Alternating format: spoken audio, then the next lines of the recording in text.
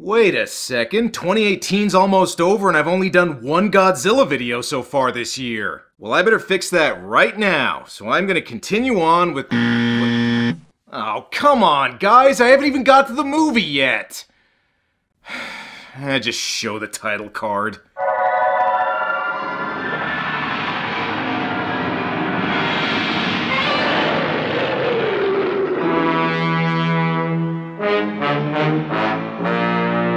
So to catch everybody up, about a year and a half ago I reviewed Godzilla 1985, which brought Godzilla back to his dark, destructive roots after nearly a decade away from movie screens. With Godzilla finally back, fans were clamoring for a sequel, and they finally got one 5 years later with Godzilla vs. Biollante. But rather than coming up with a story themselves, Toho instead held a contest where fans could submit story ideas, with the winning entry being turned into the script for the movie. I'm a little surprised more movie studios haven't done this. Don't feel like thinking of a story for your movie? Just get the fans to do it for you. The story for Godzilla vs. Biollante was chosen as the winner, but another entry in the contest ended up becoming the basis for the movie Gunhead.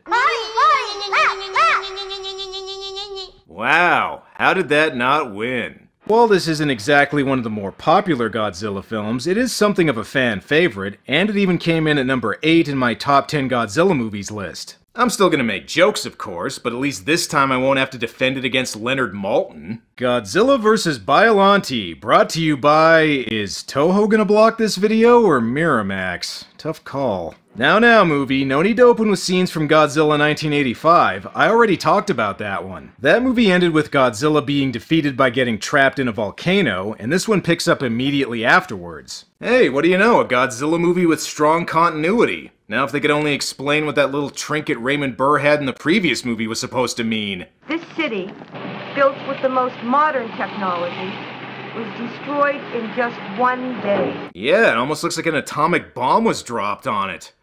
Oh, I get the metaphor now! While cleaning up the city, they find some of Godzilla's cells. This ought to fetch a pretty good price at a convention. However, they're not the only ones who are interested in him. Haul ass! Clear out of here! Oh shit, not only did these guys have guns, they also brought their own upbeat funk soundtrack. I think these guys want Godzilla's cells so they can clone their own version. Sadly, the first attempt didn't turn out like they wanted. We got what we wanted anyway. Oh, right.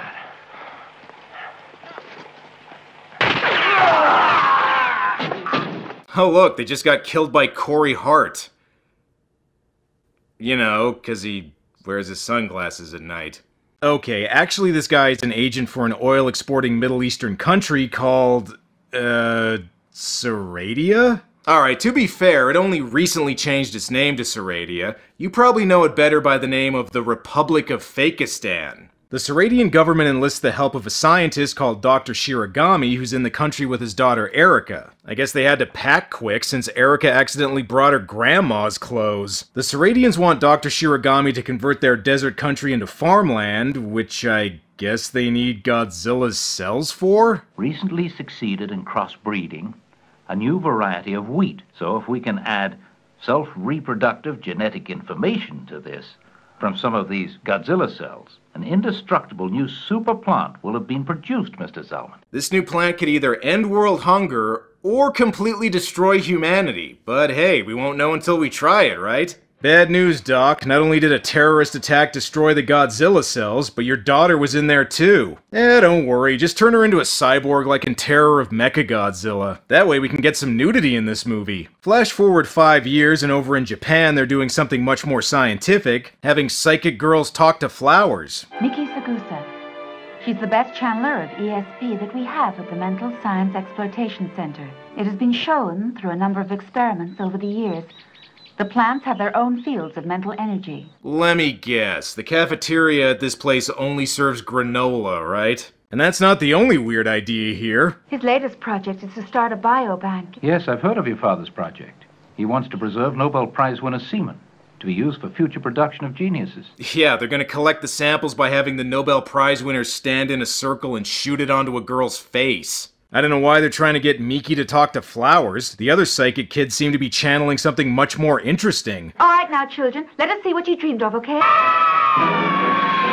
It could be worse. At least they didn't dream of Gamera. Psychic Girl determines that Godzilla's awake, although the movie's title should have told her that. So tell me, Gondo, do you believe what the girl's saying? To tell you the truth, I hope he shows up. Yeah, me too. Otherwise people are gonna be asking when the next video is gonna be. Who am I kidding? They're gonna do that anyway.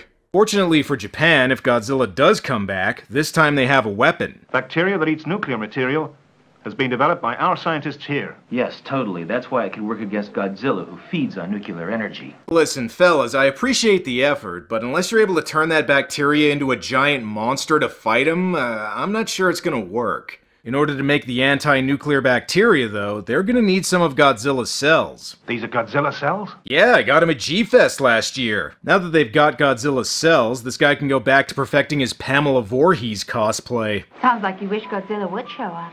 Maybe.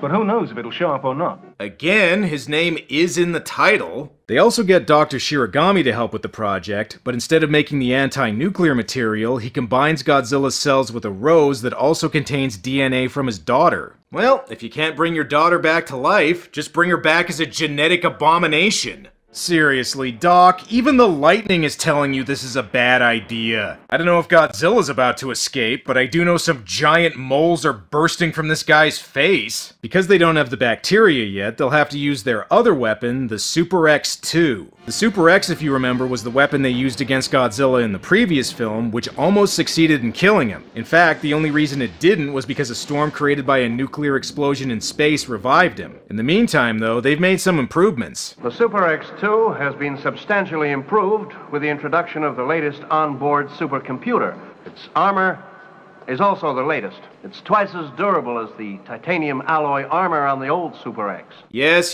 that's all very impressive, but my main concern is that the kids from Gunhead don't show up. The main improvement to the Super X-2 is a weapon called the Fire Mirror, which can reflect Godzilla's radioactive beam back at him. If the shield is hit by Godzilla's radioactive heat rays, it has been designed to reflect their force 1,000 times more effectively. Hot stuff. It's actually a marvel of modern technology, but thanks for the corny joke, Colonel. Meanwhile, I think Shiragami's lab is being broken into by some douche bro terrorists. What's up, bro? You find that natty ice recipe yet? These two work for an American biotech company that's trying to steal plans for the anti-nuclear bacteria, but they get interrupted by the same Seradian agent from earlier? Okay, I guess he must be Seradia's Godzilla specialist. You know, I always wondered what it would look like if Fisher Stevens played a villain on Miami Vice. And wait a second, didn't Shiragami combine Godzilla's cells with a plant?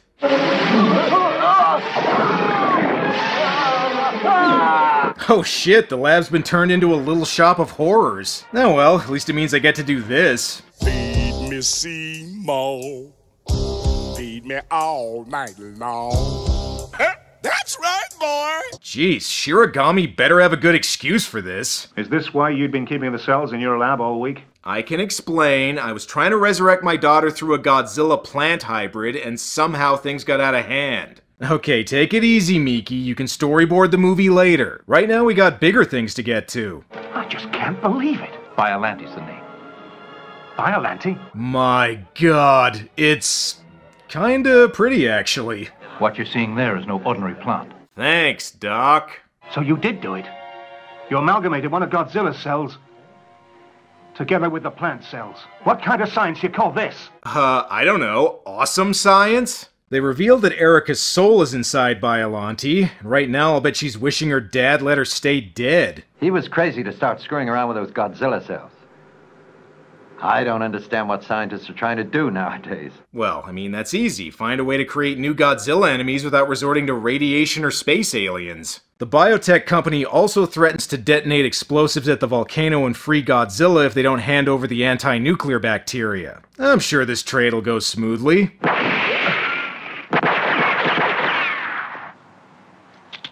Son of a bitch.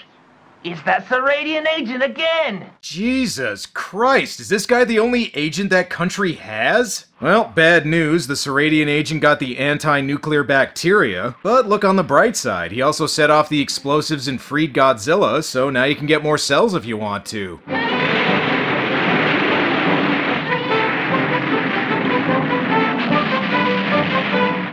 I believe that's Godzilla speak for "I'm back, bitches." Hey, you get out of here, Count Jacula. This is my video, okay? Godzilla may be back, but at least this time he has another monster to fight.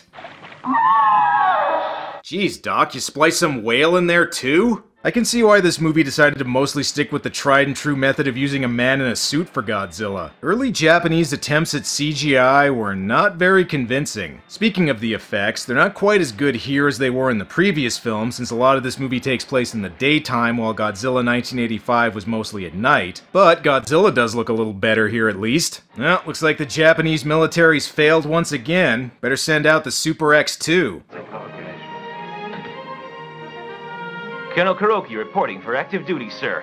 Super X2 has been assigned to me in the operation against Godzilla. Well, it already took off an hour ago, so... I don't know, grab a coffee and wait here, I guess. Just kidding, the Super X2's completely unmanned. Japan was really ahead of the curve when it came to drone technology. Now, like I said, the first Super X almost killed Godzilla, and with its new fire mirror, the Super X2 should be able to... not really seem to affect him that much. Listen, fellas, I know you worked really hard on this thing, but you know those missiles you used last time? The ones that actually took him out? Maybe you should just try using those again. With the anti-nuclear bacteria missing, Biollante might be the only hope of stopping Godzilla. I'd heard that through your experiments, you'd succeeded in combining the cells of a plant with those of Godzilla to create a super plant. You people always criticize scientific experiments without understanding their true value. Scientists have to look to the future. Yes, and the future involves putting my daughter's soul into a giant plant monster. Now, if you'll excuse me, I need to get back to transplanting termite brains into tigers to create cats that only eat wood.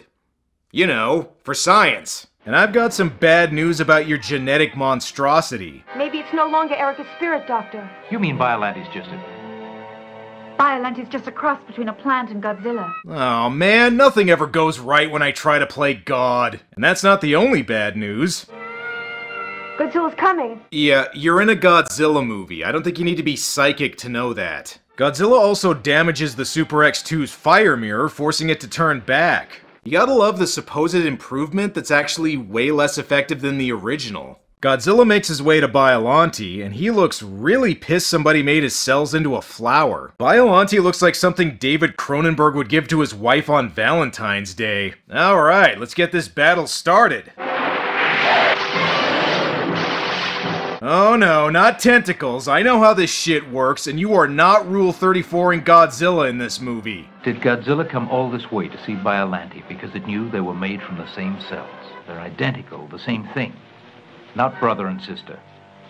They're both the same creature. Except I also put some plant DNA in there, not to mention a little bit of my daughter, so I guess they're not exactly the same. I'm a bad scientist, aren't I? And come on, Godzilla, are you really gonna let yourself get beaten by a rose?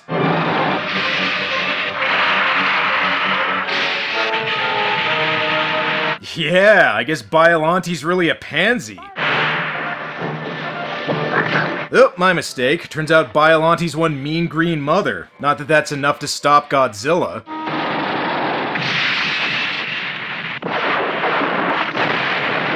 Oh no, Godzilla destroyed my hellish abomination against nature! Well, okay, Biollante's not quite done. It can't die after all. It's immortal. Damn, I'm an even better mad scientist than I thought. Listen, fellas, you should just fix the Super X model. The CGI version isn't even close to ready yet. They determined Godzilla's heading towards a nuclear power plant to replenish his energy, and he's most likely to attack the power plant at Obama or the one at Calvin Coolidge. Or maybe he'll head towards Osaka. It's about time they gave Tokyo a break in these movies. Also, I don't know if Psychic Girl's gonna be of much use here. I'm sensing Godzilla's nearby. What is it, psychokinesis? Whatever it is, it's just in the mind.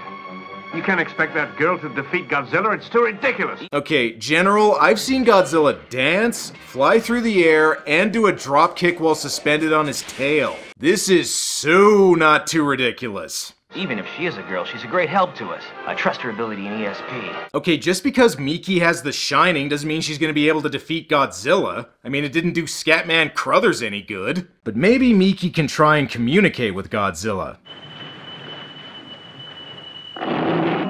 Unfortunately, sending Godzilla into the ending of Altered States only causes Miki to pass out, which means there's only one thing that can stop Godzilla now.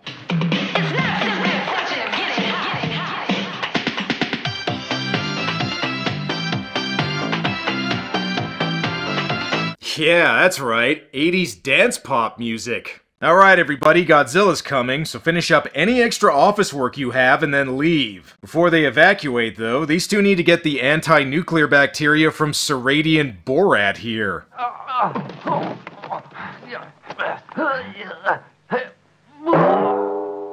Huh.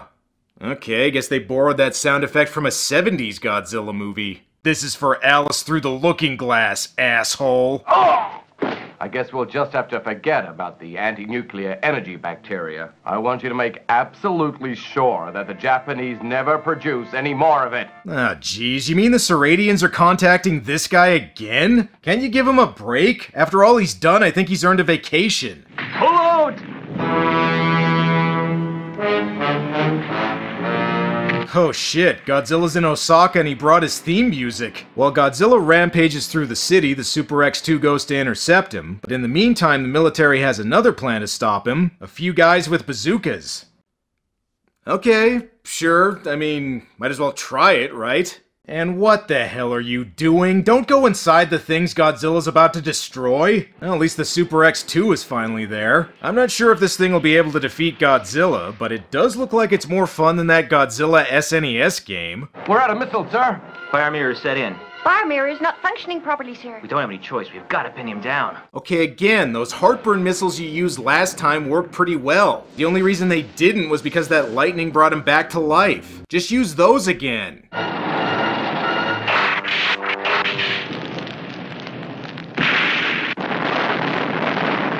Well, that was more taxpayer money well spent. Oh, by the way, the guys with bazookas I mentioned earlier are armed with the anti-nuclear bacteria, so let's see if this does anything against Godzilla. Okay, pull out. Ooh, there's a look that says, "Nobody does that to me, you anti-nuclite bastard."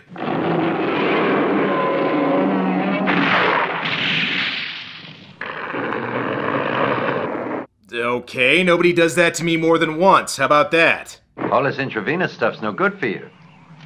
Stick to smoking. Yeah, you know what else is bad for your health? Pissing off an indestructible nuclear monster. And I told you going inside a building was a bad idea. Despite getting hit with the anti-nuclear bacteria, it doesn't seem to have any effect. Bacteria breeds more slowly when the temperature's low. So the lower its body temperature, the slower the effect. So you mean that the bacteria won't work because it's a cold-blooded creature? That sounds like something you should have thought of in the first place, fellas. They decide to raise Godzilla's temperature by creating an artificial thunderstorm, because that never goes wrong in a Godzilla movie. Oh, and they also plant some giant hot plates for good measure. You know, the prototype version of the Sony PlayStation was a little disappointing. But hey, at least it came with Battlezone. Also, if they're trying to raise Godzilla's temperature, shouldn't they have made it sunny? Oh well, if all else fails, just use lasers. Unfortunately for the military, Godzilla decides to show them what real heat is. You know, I just realized, for a movie called Godzilla vs. Biollante, Biollante really wasn't in the movie that much. Is she coming back? What are you two doing here? It's dangerous. Biollante is still alive. You ask Miki. Oh, right, I forgot about Psychic Girl's Mario Paint vision about Biollante. Listen, guys, forget about the helicopters. Just try and lure Godzilla to a hot spring or something. And where the hell is Biollante? Biollante. Oh shit, it's Biollante's deadliest form of all, gold glitter.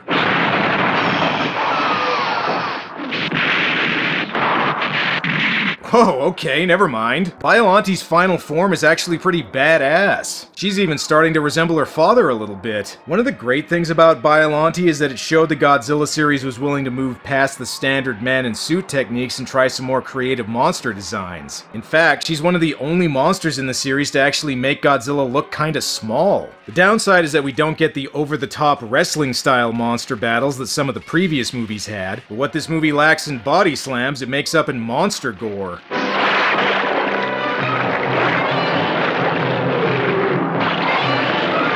Well, nice to see Godzilla manage to get his blood pressure down a little bit since the 70s.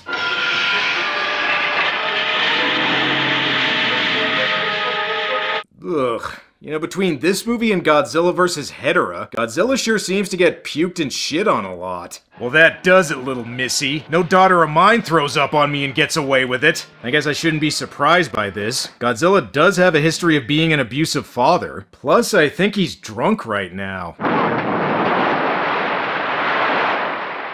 Look, the bacteria's taken effect. No, it hasn't. I just had one too many of those beers I endorsed, okay? Dr. Shiragami, we have to isolate samples of the gene and put them into production at once. I won't continue my work on bacteria anymore. Biollante's convinced me of that. Really? You're just now realizing that making a giant, unkillable plant monster maybe wasn't a great idea? You know, you got a lot of nerve acting morally superior considering a lot of this is your fault. Godzilla and Biollante aren't monsters. It's the unscrupulous scientists who create them who are monsters. That's right, scientists like me. Shit. Speaking of monsters, Biollante disintegrates again, this time permanently. And on that day, Erica's high school yearbook photo ascended into heaven. She says thank you. Biollante said it. Wait, sorry, I misheard her. She actually said, "Finally I'm free of that nightmare, now please let me rest in peace, Daddy." Well, I guess this counts as a happy ending. Doctor! Surprise, bitch! I'm still in this movie. Damn, they better catch that Seradian agent quick before he hits 88 miles per hour and goes back in time. Well, now that guy's dead. Just kidding, he's fine. Oh, and if you're wondering how he takes care of the Seradian agent... he died as he lived, wearing his sunglasses when it wasn't sunny out. But things still ain't over yet.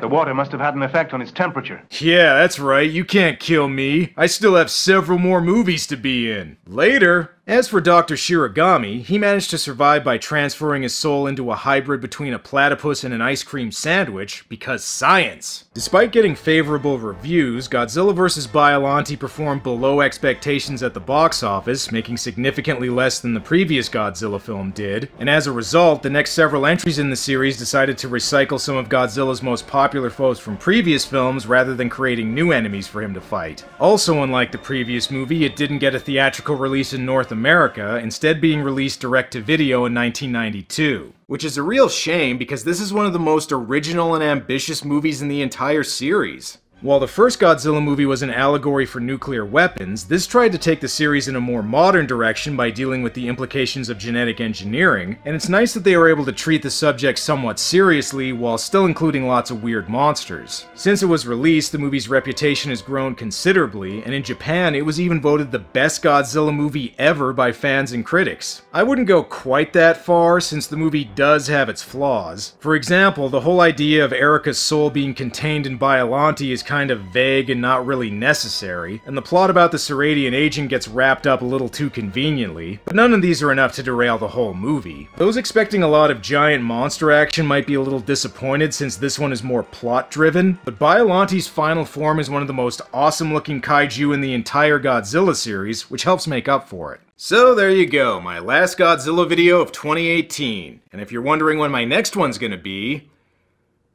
it'll be sometime next year. I don't know. Well, that's all for now. Until next time.